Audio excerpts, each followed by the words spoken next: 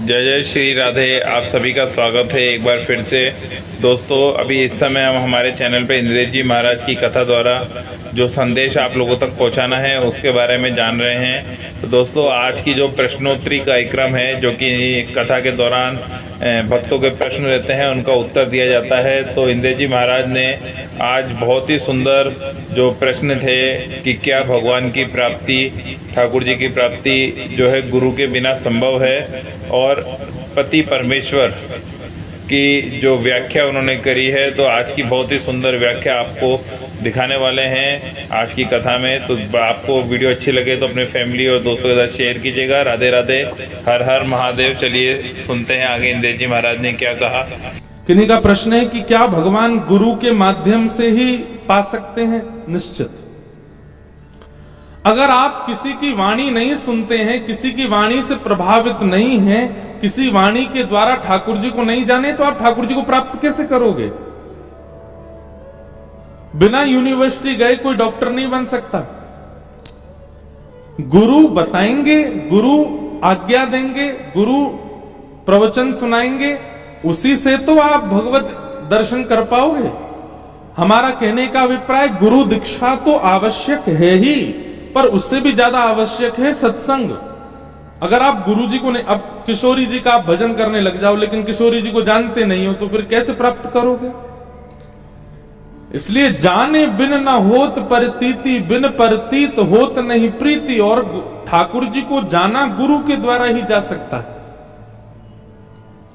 कई बार ऐसा होता है कि गुरु से कथा सुनकर के शिष्य को ठाकुर जी मिल जाते हैं, भले ही गुरु जी को नहीं मिले, लेकिन ठाकुर जी मिलेंगे गुरु कृपा से ही। किन्हीं का प्रश्न है कि पति को परमेश्वर क्यों कहा जाता है?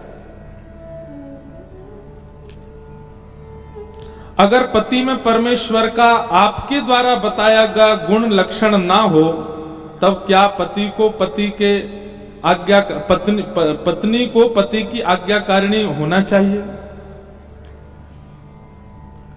हमें तो लगता है कि सब अपने घर के विवाद हमसे सुलह करवा लेंगे यही।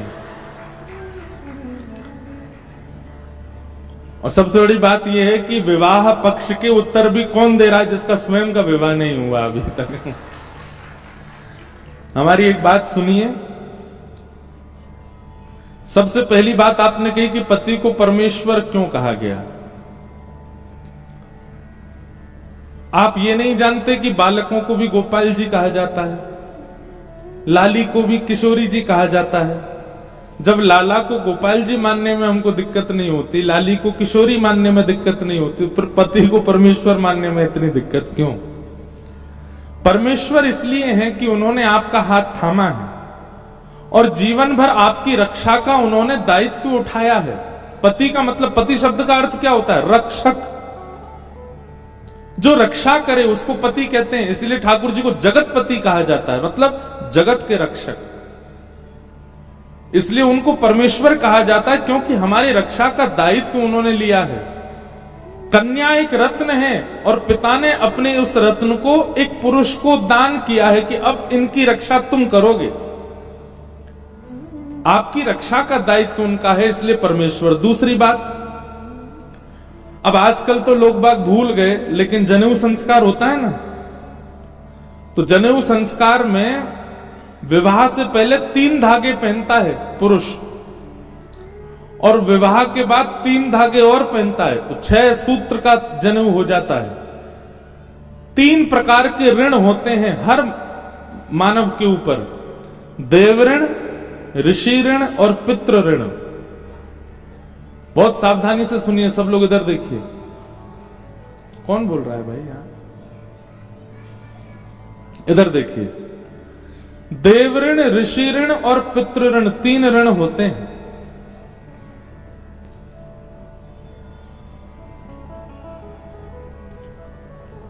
लेकिन विवाह के बाद जनेऊ के 3 सूत्रों में और 3 सूत्र मिला दिए जाते हैं। इसका मतलब पत्नी के ऊपर भी जो ऋण है वो भी पति चुकाएगा।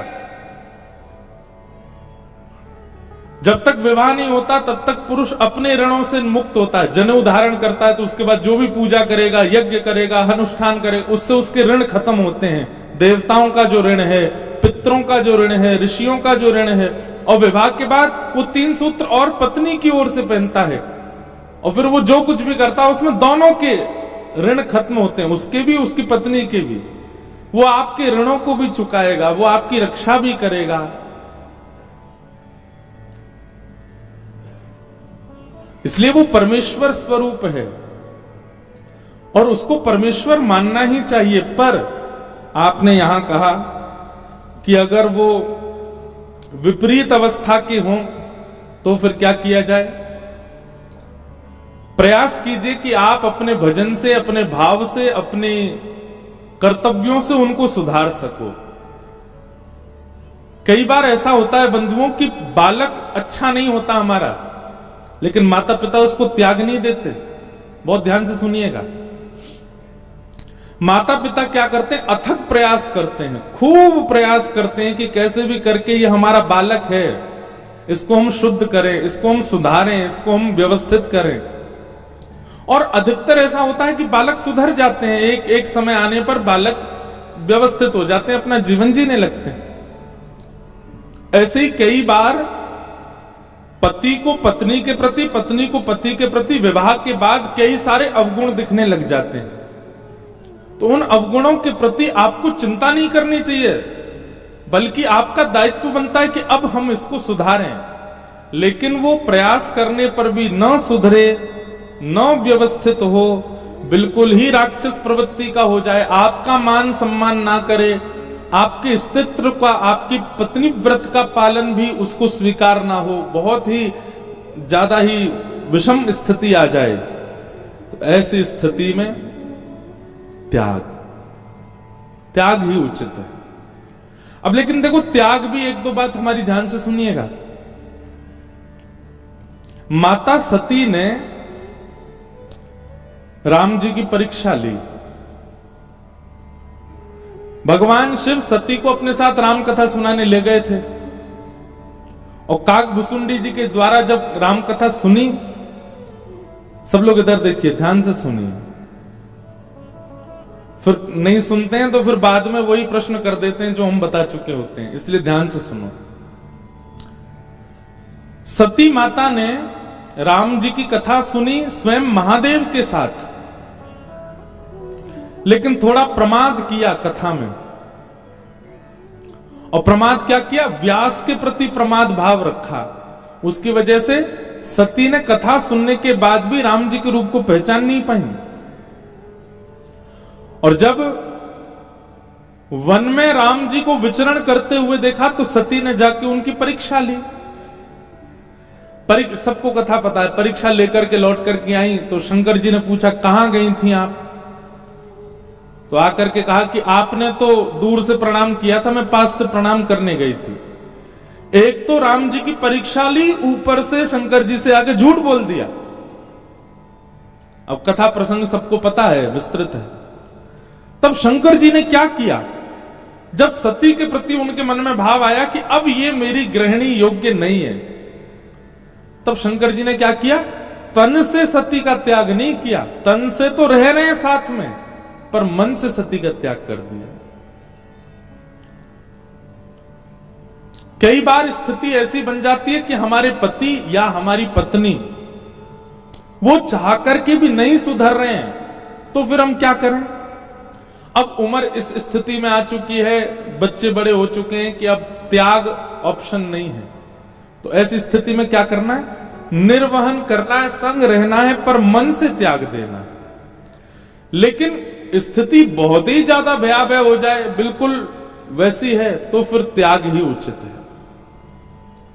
पर हमारा ऐसा मानना है कि पत्नी के पत्नित्व में यदि सामर्थ्य होगी तो पति को सुधार ही देंगे, पति के पतित्व में यदि सामर्थ्य होगी तो पत्नी को सुधार ही देंगे। कहीं ना कहीं दोष आप में भी है, कमी आप में, इसीलिए आप उनको सुधार नहीं पा रहे हैं, उनको व्यवस्थित कर नहीं पा रहे हैं। इसलिए परमेश्वर वाला आपका प्रश्न हमने बता दिया, दूसरी बात हमने बता दी। अब स्थिति, डिसीजन आपको लेना है। हम केवल समाधान 3-4 बता देंगे, ऑप्शन 4 दे देंगे, चारों सही हैं, पर सबसे ज्यादा उचित कौन है, ये निर्णय आपको लेना है। किसी ने कहा नवयुवक को एकादशी करनी चाहिए। तो दोस्तों आपने सुना कि देखिए परमेश्वर की जो व्याख्या हमारे इंद्रेश जी महाराज ने करी है और गुरु के बारे में बताया, वो सब आपको किस तरीके का लगा, क्या आपके भी इसी तरीके के प्रश्न मन में हैं, तो आप जान सकते हैं इंद्रेश जी महाराज से अपनी समस्याओं का हल और अपने प्रश्न का उत्तर जानने के लिए आप चैनल को अभी से सब्सक्राइब कीजिएगा। और राधे राधे, आप सभी को मिलते हैं नेक्स्ट वीडियो में। हर हर महादेव, राधे राधे, जय श्री कृष्णा।